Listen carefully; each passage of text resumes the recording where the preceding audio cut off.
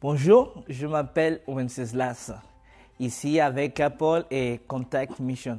Pendant 2 de mes récents dialogues, des questions concernant l'épistémologie ont été posées.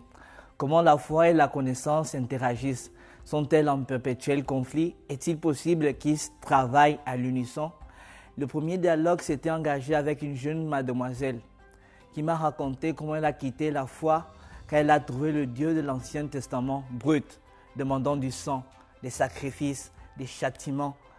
Bien que le système qui consiste à sacrifier de l'Ancien Testament pourrait apparaître étrange dans notre société occidentale et post-chrétienne.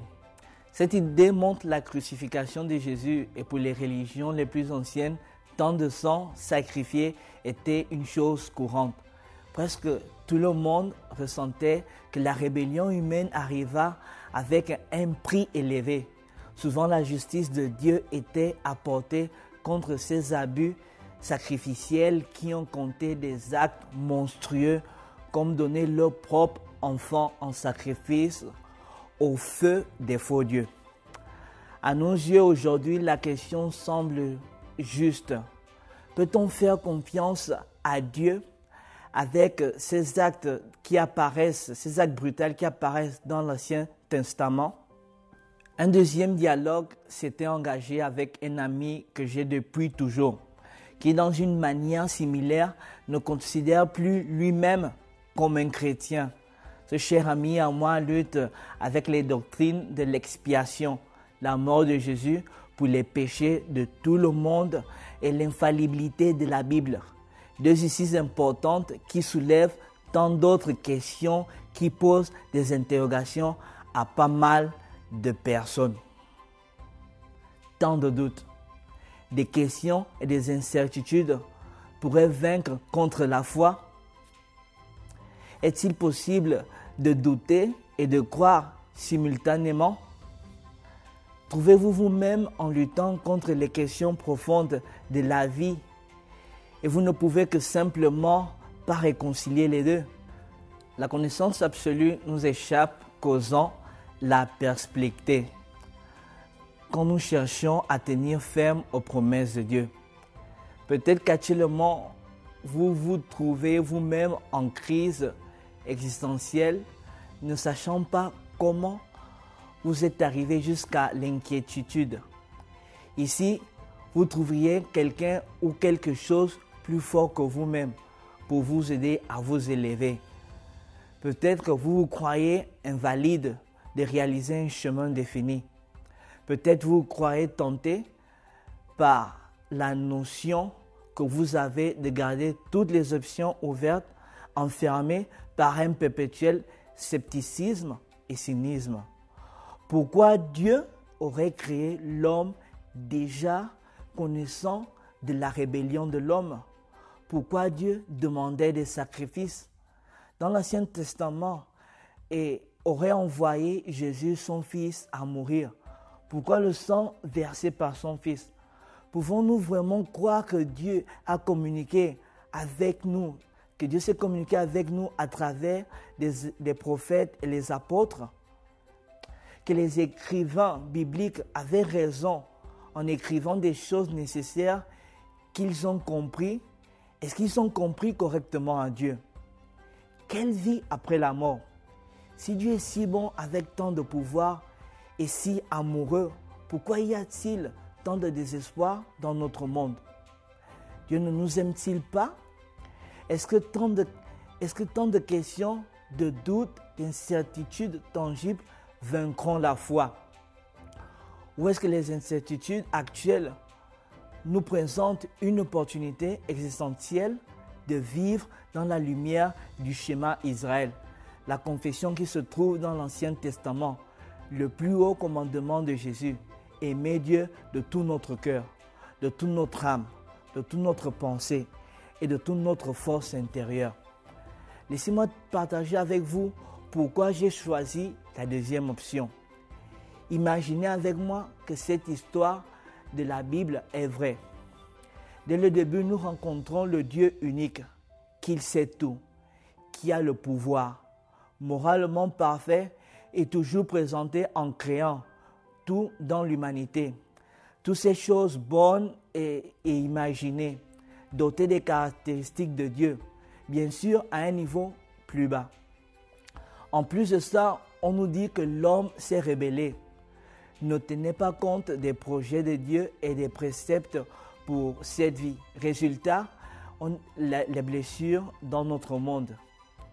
Donc, si ces choses sont vraies, nous devrions découvrir pas seulement le sens de Dieu en nous, mais la réelle bonté de Dieu dans le monde. Et si ces écritures sont vraies, nous devrions en même temps ressentir les blessures de cette bonne création. Nous arrivons à nous poser la question suivante. Que se passe-t-il dans le monde dans lequel nous vivons? Est-ce que les choses pourraient être différentes? Les choses seraient-elles différentes? En y réfléchissant, de notre désir de donner du sens à toutes ces questions de taille, ça ne devrait pas nous surprendre quand notre curiosité dépasse nos capacités cognitives. Ça ne devrait pas nous surprendre quand nous désirons des réponses qui nous dépassent. Ça ne devrait pas nous surprendre quand nous échouons de fermer la lacune de la cognitivité.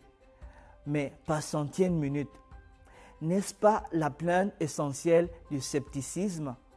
Vivre comme une créature à l'image de Dieu, manifestée en Deutéronome 29, 29.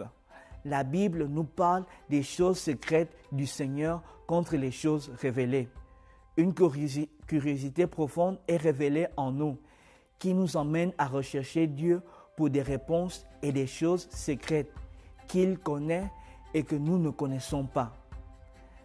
Manifesté en Ecclésiastes chapitre 3 verset 11, quand nous trouvons Dieu plaçant un sens de l'éternité dans notre cœur, accroché à notre incapacité de comprendre tout ce que Dieu a fait du début à la fin. Encore notre curiosité au-delà de nos limites cérébrales. En 1 de Corinthiens, chapitre 13, verset 9, parle du jour quand nous les connaîtrons pleinement, tout comme nous sommes pleinement connus. Pierre, à l'affaire de Jean, chapitre 6, après quelques difficultés d'apprentissage de Jésus et plusieurs de ses disciples commencent à l'abandonner, Jésus demande à ses proches disciples: « Vous ne voulez pas me quitter, n'est-ce pas ?» Pierre répond avec: « Seigneur, où irions-nous? Toi seul as des mots de la vie éternelle. Nous avons cru et avons compris l'enseignement que tu es le Saint Dieu. » Donc la foi et la connaissance travaillent ensemble. Et si nous gagnons une différente perspective, si la perte, les questions et les curiosités profondes de nos vies ne pourraient nous servir à une opportunité de pleurer pour Dieu, mais aussi une évidence que la narrative biblique est réelle. Après tout, la Bible s'adresse à travers et au problème de la douleur. La souffrance ne s'arrête pas à nous rappeler que notre rébellion nous a apporté la majorité maximum de souffrances et douleurs auxquelles nous faisons face. Je veux dire, imaginez que les mots de Dieu nous disent que l'humanité s'est rebellée causant la chute, évitant le péché dans la création, et c'était la raison pour laquelle la rupture envahit tous les aspects de notre vie. Pourtant, nous n'avons pas trouvé tant d'échéances, de rupture, de rébellion et de doute et d'incertitude autour de nous. Donc, la parole de Dieu peut être affirmée comme étant vraie. L'histoire de l'Écriture décrit nos situations avec une précision alarmante et choquante. Schéma: aimer Dieu de tout notre cœur, de toute notre âme, de toute notre pensée et de toute notre force de l'intérieur. Comme commande de Jésus la plus importante, veut dire toute l'implication qu'elle nécessite de la foi avec toute notre faculté. Sinon, Jésus nous aurait dit d'aimer Dieu avec les pensées uniquement. Donc notre incapacité empirique de clore la lacune cognitive et les incertitudes auxquels nous sommes confrontés. Finalement, ouvre la porte à exercer notre foi et de notre cœur et de notre âme et de notre force intérieure. Donc, quand l'apôtre Paul écrit aux Corinthiens, décrivant comme il fait toute pensée prisonnière pour qu'elle obéisse à Christ, nous voyons la volition de sa foi influençant positivement son intellectuel. Si nous arrivons à croire consciemment et à fermer la lacune cognitive à tant de questions, notre volonté a peut-être la foi des autres. Est-ce que le courage intellectuel implique que nous ne pouvons jamais garantir tous les résultats et tous les cheminements de la vie? Je pense que nous avons besoin d'un équilibre sain du réalisme critique, évitant le mythe de la certitude, l'hypermodernisme et la notion de la vérité comme une construction de l'hyperpostmodernisme. Un équilibre sain d'humilité, conscient que nous ne connaissons pas tout, couplé avec une mesure de confiance que nous ne pouvons connaître davantage de la réalité. Pour que la narrative biblique soit vraie, l'incertitude humaine apparaît inévitable. Car si nous pouvions arriver à tout connaître avec exhaustivité, nous devrions des dieux. Mais en même temps, si vous et moi dégageons par ces qualités supernaturelles de curiosité, de transcendance et de morale, que quelque chose est brisé dans notre existence, vous et moi ne pourrions pas clamer que nous sommes créés à l'image de Dieu. L'histoire de Dieu laisse la liberté de ces questions, de ces doutes et de ces incertitudes. En effet, notre intellect incertain devrait servir de meilleur indicateur que nous sommes que des créatures fabriquées dans l'image de notre Père Céleste. Je suis Wenceslao Mba avec Capole Contact Mission. Que Dieu vous donne le courage cognitif de faire toute pensée prisonnière pour qu'elle obéisse à Christ en cherchant d'aimer Dieu avec tout notre cœur, notre âme, notre pensée et toute notre force intérieure.